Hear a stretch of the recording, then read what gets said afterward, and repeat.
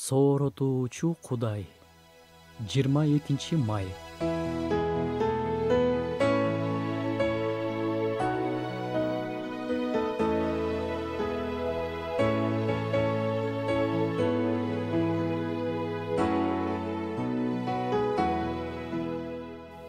Ал эми аны кабыл алып, ага ишенгендерге Кудайдын балдары болуу бийлиги берилди.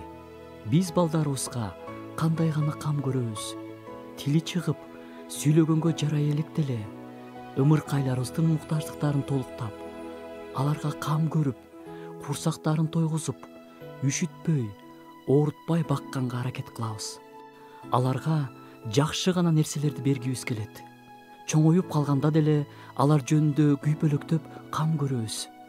Биз адамдык сезимдер менен ушундай кылсак, жүрөгүндө балдарына карата чоң сүйүүсү бар Кудай кандай гана бизге кам көрөт дейсиңер. Анын балдары болуу, анын батасында жашоо — бул чоң бакыт.